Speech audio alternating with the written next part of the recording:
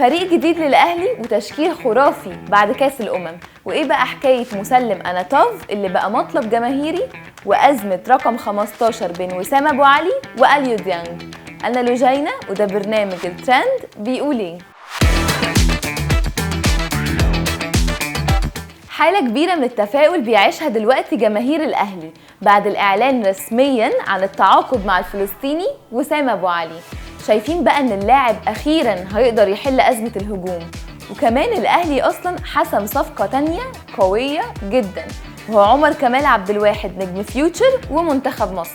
وكمان في كلام عن ضم الأهلي للجزائري مسلم أناتوف اللي لو تم التعاقد معاه هينضم تحت السن مع كريستو. الجماهير بقى بعد ما شافت فيديوهات ليه قالت لازم يتم التعاقد معاه لأنه هيكون مهاجم للمستقبل مع النادي، وكمان يتم تسويقه بعد كده. كل الصفقات دي بقى خلت جماهير الأهلي تطلع بترند اكتسح منصة اكس بهاشتاج الأهلي الجديد. بدأوا بقى يتكلموا عن شكل الفريق بعد كاس الأمم، سواء بعد الصفقات الجديدة أو عودة المصابين، وإن الفريق هيبقى لا يقهر. وده كمان بعد ما الأهلي خرج بسرعة من حالة تراجع المستوى اللي كانت الفترة اللي فاتت، قبل طبعا ما يرجعوا لمستواهم ويحققوا برونزية كاس العالم وكاس السوبر المصري، وبعد طبعا خسارة السوبر الإفريقي والدوري الإفريقي. إيه بقى التشكيل اللي اتفقت عليه كل الجماهير على منصة اكس؟ خليني أقول لكم بالظبط وبالمراكز. طبعا محمد الشناوي في حراسة المرمى، في الدفاع علي معلول، محمد عبد المنعم، ياسر إبراهيم ومحمد هاني. في خط النص بقى مروان عطية، قدامه عمر كمال وإمام عاشور.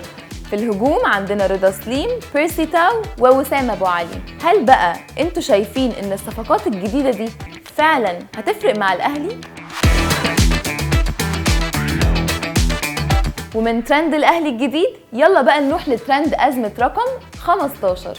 الساعات اللي فاتت ظهر لنا فيديو على يوتيوب وتيك توك في جلسة تصوير لوسام أبو علي. لحد هنا بقى وكله تمام، لكن الناس ركزت ولفت انتباههم إنه في الجلسة دي لابس رقم 15، وطبعا ده رقم مين؟ المالي أليو ديانج، واللي اصلا في كلام انه هيمشي في يناير للدوري القطري. احنا هنا بقى سألنا في النادي الأهلي وقالوا لنا ان الفيديو ده اصلا مش حقيقي، لكن طبعا ده ما خلاش الجماهير برضو تطمن، لان رغم ان في كتير من جماهير الأهلي بتهاجم ديانج الفترة اللي فاتت، لكن هم شايفينه انه من اهم لاعبي الفريق، ودايما لما الأهلي بيحتاجه بيكون موجود سواء بقى في المباريات الكبيرة، وكمان أليو ديانج ليه رصيد كبير قوي عند النادي الأهلي. على العموم الأيام اللي جاية هتكشف لنا حقيقة الموضوع، هل ديانج هيمشي ولا لأ؟